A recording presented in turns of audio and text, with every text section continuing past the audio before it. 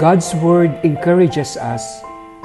When we take time to meditate on God's Word, we are reminded of who God is, the love He has for us, and the joy only He can provide. He encourages and emboldens us in our faith every moment we spend resting in His presence. We wholeheartedly believe a daily rhythm of seeking intimacy with God has the power to transform lives. That's why the Filipinische Gottesdienstgemeinde created this audiobible to encourage and challenge people to seek God throughout each day. May the good Lord bless us and guide us as we listen to His Word.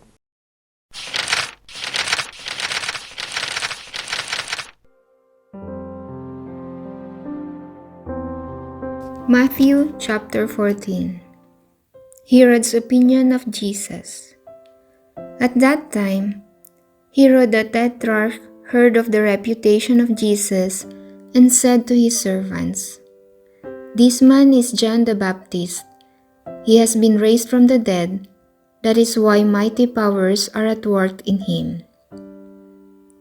The death of John the Baptist. Now Herod had arrested John, bound him, and put him in prison on account of Herodias, the wife of his brother Philip. For John had said to him, "It is not lawful for you to have her." Although he wanted to kill him, he feared the people, for they regarded him as a prophet. But at a birthday celebration for Herod, the daughter of Herodias performed a dance before the guests and delighted Herod so much that he swore to give her whatever she might ask for. Prompted by her mother, she said, "Give me here on a platter the head of John the Baptist." The king was distressed, but because of his oaths and the guests who were present, he ordered that it be given, and he had John beheaded in the prison. His head was brought in on a platter and given to the girl, who took it to her mother. His disciples came and took away the corpse and buried him, and they went and told Jesus. The return of the 12 and the feeding of the 5,000. When Jesus heard of it, he withdrew in a boat to a deserted place by himself. The crowds heard of this and followed him on foot from their towns. When he disembarked and saw the vast crowd, his heart was moved with pity for them, and he cured their sick.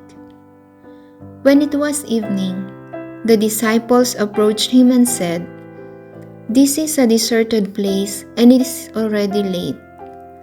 Dismiss the crowds so that they can go to the villages and buy food for themselves."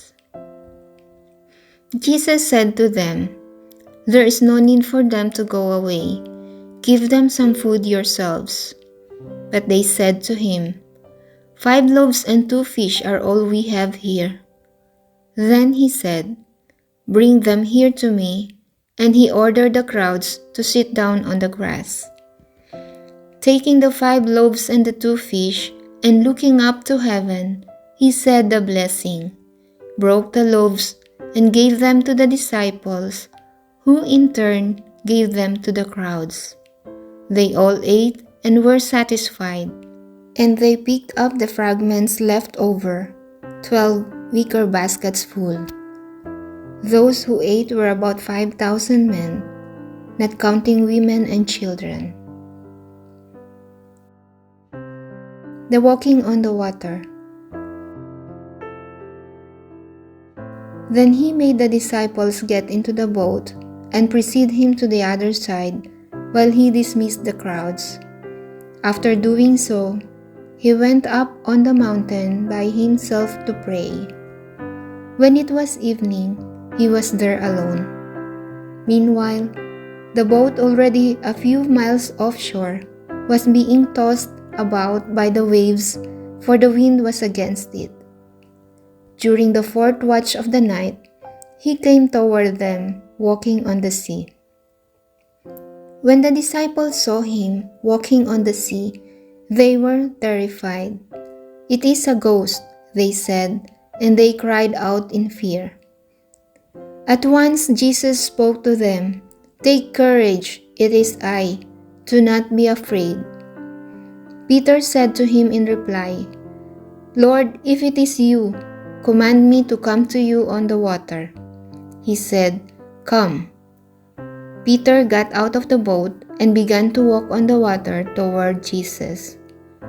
But when he saw how strong the wind was, he became frightened, and beginning to sink, he cried out, "Lord, save me!"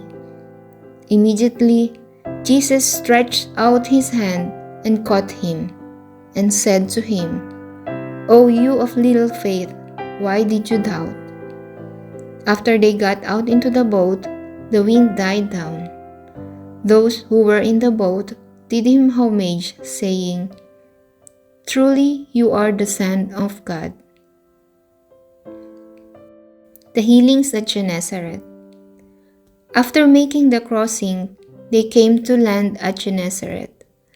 When the men of that place recognized him, they sent word to all the surrounding country.